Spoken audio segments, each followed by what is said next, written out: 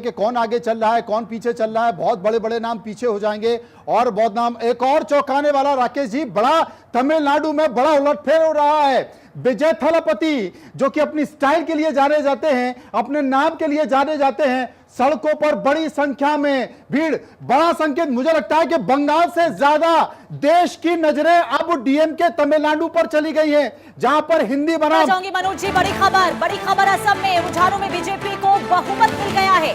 बहुमत मिल गया है असम में बीजेपी को। और आपको बता दें, असम में बीजेपी 67 और कांग्रेस 9 पर इस वक्त आगे चल रही है। ये बड़ी खबर असम में देखिए, आप बता दें कि हिमंता बिस्वा शर्मा के नेतृत्व में चुनाव लड़ा गया और इसके बाद जो वहां पर ताकत लगाई गई है बीजेपी की ओर से, और ये कहा जा रहा था कि असम में बीजेपी के लिए कहीं ना कहीं रास्ता जो है वो बहुत ज्यादा साफ नजर आ रहा था। और इसके पीछे की वजह यह है कि हिमंता बिस्वा शर्मा ने जो काम किया, महिलाओं के बीच में जो महिलाओं के लिए जो उनके द्वारा काम किया गया, उसकी पकड़ यहां पर नजर आई है। और इसके बाद रुझानों में देखिए, अब तक बहुमत के आंकड़ों से पार करते हुए इस वक्त बीजेपी नजर आ रही है।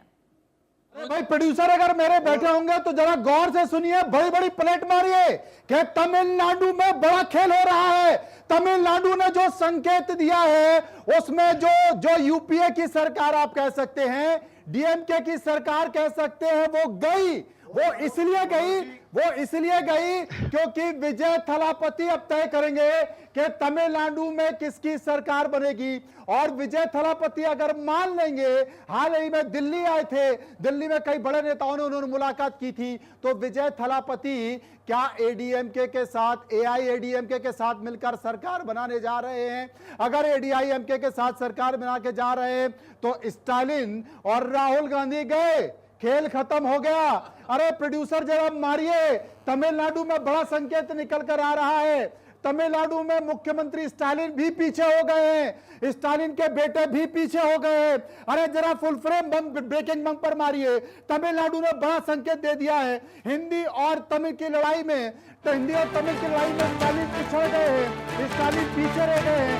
ये बड़ा संकेत देश में निकल कर आ रहा है। देखिए टीवी के यानी कि जो विजय थलापति की पार्टी है वो 56 सीटों के साथ आगे हो गई है।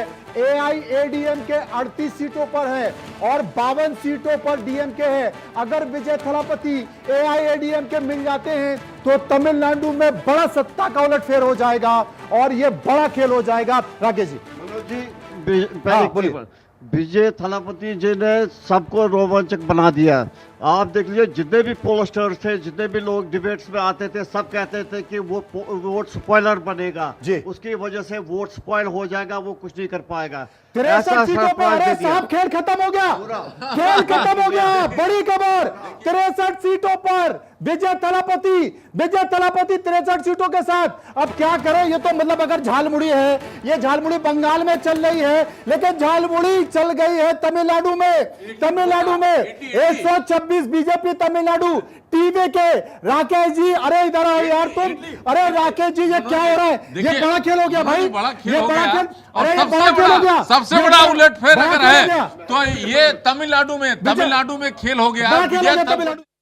वो वोटों के द्वारा उसका जो उभरेगा उसके हम नज़र रखेंगे। हर राउंड पे हम नज़र रखेंगे। पूरे प्रदेश भर में हमने विभिन्न प्रकार के ऑब्जर्वर्स हमने भेजे हैं, ताकि कहीं भी अगर किसी भी राउंड में, किसी भी क्षेत्र में कोई भी अगर कमज़ोरी दिखती है प्रशासन की तरफ से, तो तुरंत हमको वो इन्फॉर्मेशन, वो जानकारी हमें मिलेगी। सर, अब तक के रुझानों में पूरे असम से क्या अपडेट आपके पास है? देखिए, अभी पहला राउंड ही हुआ है, इसलिए जहाँ तक सुबह की बात करें कि स्ट्रांग रूम से जाते काउंटिंग सेंटर तक ले जाते वक्त हमने सारे जो हमारे पार्टी के लोग हैं उनसे हमने जानकारी ली कि क्या ट्रांसपोर्टेशन में कोई कमी तो नहीं रही। हमारे मॉनिटरिंग सेंटर्स हमने हर विधानसभा में, हर ज़िला में, हर प्रदेश में भी, हमारे प्रदेश के सेंट्रल में भी हमने मॉनिटरिंग सेंटर्स बनाए हैं। क्या मॉनिटरिंग सेंटर्स हमारे अप एंड रनिंग हैं, क्या वहाँ पे लोग हैं, वो भी हम जानकारी ले रहे हैं। तो हमारी पार्टी की तरफ से जो तैयारी है स्ट्रांग रूम से काउंटिंग सेंटर तक और मॉनिटरिंग सेंटर के संपर्क में, वहां तक हमारी पार्टी की तैयारी संतोषजनक है। अगले कुछ घंटों तक सर आपका क्या फॉलोअप रहने वाला, क्या रूटीन है? देखिए, हम तो अभी पूरे प्रदेश से भी हम जानकारी लेंगे, खुद का भी विधान